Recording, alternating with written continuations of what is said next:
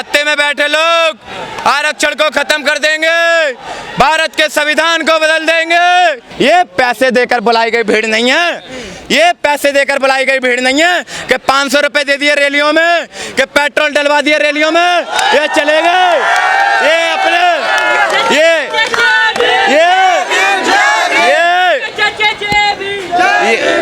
इनको पता है इनके हक क्या हैं, इनके अधिकार क्या हैं, इनके आरक्षण ये खत्म कभी नहीं होने देंगे। मेरी बात सुनिए, मैं एक बात बोलूंगा कि कंधों से ऊंची छाती नहीं होती, कि कंधों से ऊंची छाती नहीं होती, और धर्म से बड़ी कोई जाति नहीं होती, कि धर्म से बड़ी कोई जाति नहीं होती।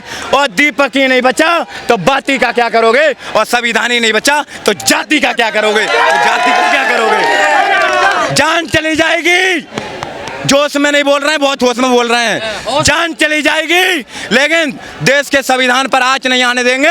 मान्यवर काशीराम जी ने एक बात कही थी और हम उसी विचारधारा को लेकर आगे अपना मिशन बढ़ा रहे हैं। मान्यवर काशीराम जी ने कहा था कि जिन्हें डर लगता है वो घर बैठकर आराम करें, कि जिन्हें डर लगता है वो घर बैठकर आराम करें, वरना बांध के कफन और मिशन के लिए काम करें, और मिशन के लिए काम करें।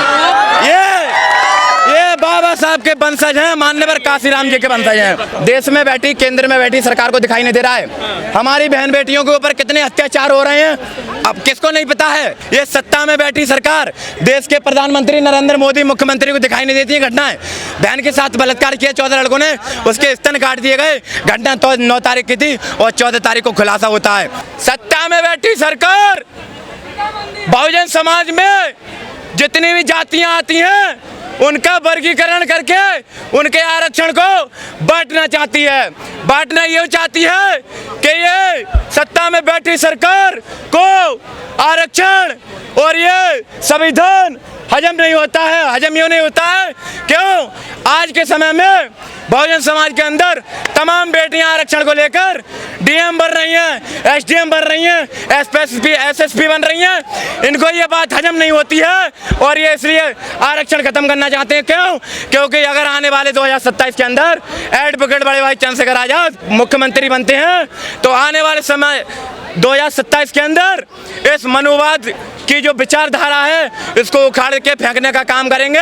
और इनको ये डर है कि अगर इन्होंने ये जो संविधान बदलने की बात करते हैं इसलिए इनको डर बैठा हुआ है। बहुजन समाज में 85% बहुजन जो समाज है उसमें क्या है, हमारी तमाम जातियां आती हैं। अब ये बांटने का काम क्यों कर रहे हैं? क्यों? ये वाल्मीकि को अलग बांटना चाहते हैं, ये जाटव को अलग करना चाहते हैं। आपको पता है एकता की ताकत कितनी होती है। एकता की ताकत इतनी थी कि एडवोकेट बड़े भाई एडवोकेट चंद्रशेखर आजाद जी को नगीना से सांसद बना के और पार्लियामेंट में भेजा। हमारे 542 सांसद होते हैं पार्लियामेंट में, लेकिन 542 एक तरफ और हमारा शेर एक तरफ। 21 तारीख को हमने भारत बंद किया था, लेकिन अभी इनके आवाज नहीं पहुंची कानों में, और इनके कानों में आवाज नहीं पहुंची तो बड़े भाई एडवोकेट चंद्रशेखर आजाद ने आज 11 सितंबर को फिर बुलाया है। और आज भी अगर इनके कानों में आवाज नहीं पहुंची तो बहुजन समाज की एकता देख लेना। इससे रैली से क्या असर पड़ेगा? रैली से भारत बंद किया उसी से असर नहीं पड़ा। वो तो जब बड़े भाई एडवोकेट चंद्रशेखर की आजाद की एंट्री होगी तब देखना इस रैली से फर्क क्या पड़ेगा। जाति खत्म होगी तब आरक्षण खत्म होगा, वरना जान की बाजी लगा देंगे लेकिन आरक्षण को खत्म नहीं होने देंगे। याद रखना मेरी इस बात को, कभी भी खत्म नहीं होगी, कभी भी खत्म नहीं होगी। आरक्षण लागू कहाँ हो रहा? सारा तो बैकलॉग खाली पड़ा हुआ है। भाई की सरकार आवेगी, बैकलॉग भी भरा जाएगा और सबको बराबर का सम्मान दिया जाएगा। मान्यवर साहब काशीराम जी ने कहा था कि जितनी जिसकी संख्या भारी उतनी उसकी हिस्सेदारी, और जब आजाद समाज पार्टी की सरकार होगी जिसका जो बनता है उसको आरक्षण के तहत दिया जाएगा। सबको नौकरी मिलेगी, सबको रोजगार मिलेगा, सबको शिक्षा मिलेगी। आरएसएस के एजेंट है वो भाई को लड़ना चाहते हैं, अंग्रेजों के भाई हैं वो नहीं चाहते कि ये दलित लोग आगे बढ़े, SC ST लोग आगे बढ़े। ये लोग पढ़ लिख जाएंगे तो आगे बढ़ जाएंगे, अपने हक अधिकार मांगेंगे। इनको पहले दबे कुचले थे, दबे कुचले जाएंगे। तो जब इस देश के अंदर राष्ट्रपति अगर किसी मंदिर में चला जाता है, जब उनका जाति के नाम पर वहाँ गंगा जल से मंदिर को धोया जाता है, मीडिया कर्मी अच्छी आवाज उठाता है, सच्ची आवाज उठाता है, उसको कमरे में कैद कर लिया जाता है मीडिया बंधुओं को, तो तब कहाँ चला जाता है ये देश? जब कहाँ चले जाते हैं ना। जातिवाद अभी भी हो, जातिवाद तो पूरे देश के अंदर है, और जातिवाद जब तक है जब तक आरक्षण इस देश में रहेगा। सबको एक समान ला करके, सबको एक रूपरेखा में सबको समान अधिकार दीजिए, सबको समान बैठाने का काम कीजिए। यहाँ आज भी लेकिन इस भीड़ को देखकर आज ऐसा नहीं लग रहा आपको कि चंद्रशेखर का असर है अब दलितों पर?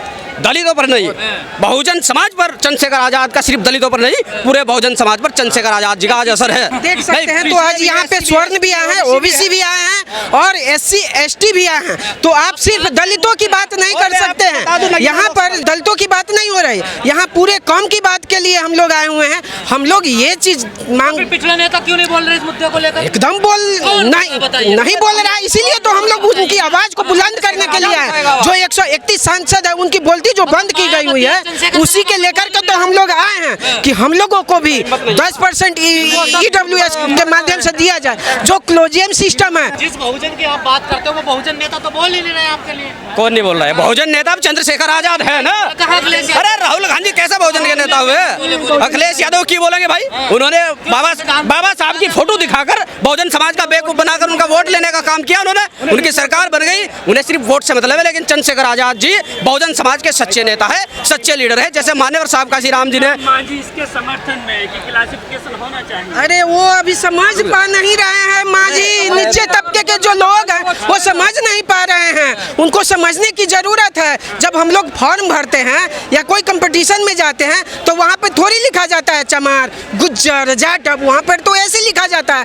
आप पढ़िए, बाबा साहब ने कहा है कि उस चीज से पहचान हमारी नहीं है, हमारी पहचान ऐसी से है, जो समाज जितना पढ़ेगा वो समाज उतना आगे बढ़ेगा। इतने बड़े नेता हैं, मांझी जी किसके माध्यम से आए हैं? मांझी जी SC वर्ग के हैं ना, उनको समझ में आनी पड़ेगी। अभी हम लोग चाहते हैं जो गटर के नाला साफ कर रहे हैं, जो झुग्गी झोपड़ी में है, उन सबको हक और अधिकार मिले। उसको कब मिलेगा? जब EW के माध्यम से आप ले जाइए, उससे दिलवाइए। आप जुडिशियरी सिस्टम की बात नहीं करते हैं, आप वर्गीकरण की बात कर रहे हैं, केंद्र सरकार हो या सुप्रीम सरकार हो। हम लोग चेतावनी देने के लिए आए हैं। और आप देख लीजिए जो BJP सरकार है वो अब सिमटती जा रही है। एक नैरेटिव सरकार, मीडिया और न्यायपालिका के द्वारा बनाया जाता है कि आरक्षण जो है वो आर्थिक आधार पर होना चाहिए। आर्थिक आधार पे कैसे होगा? अरे हम लोग अभी कहाँ बढ़े हैं कि नहीं होना चाहिए, इसलिए क्योंकि अभी हम लोग सांसद भवन नहीं पहुँच पाए हैं, विधानसभा उतना बड़ी मात्रा में नहीं पहुँच पाए हैं। सरकार अब पता लगेगी क्या होता है। अभी हरियाणा में इलेक्शन आ रहे हैं, अब पता लग जाएगा क्या होता है। किसका समर्थन कर रहे हैं? RSS के एजेंट है वो भाई भाई को लड़ना चाहते हैं, अंग्रेजों के भाई हैं वो नहीं चाहते कि ये दलित लोग आगे बढ़े, SC ST लोग आगे बढ़े। ये लोग पढ़ लिख जाएंगे तो आगे बढ़ जाएंगे, अपने हक अधिकार मांगेंगे। इनको पहले दबे कुचले थे, दबे कुचले जाने दो। आज ये अच्छी गाड़ी में घूमते, अच्छी गाड़ी में घूमते, अच्छे कपड़े पहनते हैं। आज ये हमें सत्ता पे, मेरी बात सुनो, आज ये हमें सत्ता में भागीदारी पे अपना अधिकार मांग रहे हैं। इनको वहीं लाके टेको जाते हैं। इनको दलितों के साथ अत्याचार होता था, आरक्षण खत्म हो जाएंगे, लोग वहीं आ जाएंगे अपने आप। अगर ये पढ़ लिख के आज अपने अच्छे गाड़ी में घूमते, अच्छे कपड़े पहने, जलन होती है इन लोगों को। हाँ, ये साजिश आरक्षण खत्म करने की। हम नहीं चाहते आरक्षण खत्म हो। और हमारा भाई आज कहीं भी चल जाओ, यूपी में कहते हैं योगी के लिए, आज वहाँ क्या नहीं हो रहा, बलात्कार हो रहे हैं, सब कुछ हो रहा है, क्या नहीं हो रहा है, लूट खसोट। मीडिया किनकी है? कुछ मीडिया है जो दिखाती है भाई को, और सारे मीडिया है अडानी अंबानी के हैं, कभी भी देख लो। और आप भी शायद उनमें से हो तो कह नहीं सकता। वो देखा नहीं जिन्होंने पूरी शादी शूट करी है। जिस बात की आप समर्थन कर रहे हैं, हाँ। मांझी बिहार के पूर्व मुख्यमंत्री, हाँ जी, वो तो समर्थन किए हैं, समर्थन किए है ना। आरक्षण में कोटा होना चाहिए, कोटा में कोटा होना चाहिए। ऐसे ही है, वो बीजेपी के वो भी एजेंट ही हैं। हाँ, वहाँ वो भी है, एजेंट है बीजेपी के, बीजेपी का एजेंट है वो क्या करेंगे? जो हमारे लोगों का लालच दे दिया, जो बोल दिया चल भाई हम तेरे को कुर्सी दे देंगे, बात। पर भाई है ना, दबने वाला नहीं है। और हम भाई के साथ हैं। जो हमें आरक्षण मिला हुआ हम उसी में खुश हैं, हमें नहीं चाहिए कुछ और। आज जो कह रहे हैं आरक्षण मिलना चाहिए, वो हमें मिला हुआ है ऑलरेडी। उसको तो उसको खत्म करने के चक्कर में है, और सरकार का प्रेशर है उस पर। जय भीम, जय भीम। तो सरकार का प्रेशर होता है उस पर, सरकार का प्रेशर है उस पर, तभी सुप्रीम कोर्ट ने कहा हमें नहीं चाहिए। सुप्रीम कोर्ट को भी हम घुटनों पर ला के देंगे।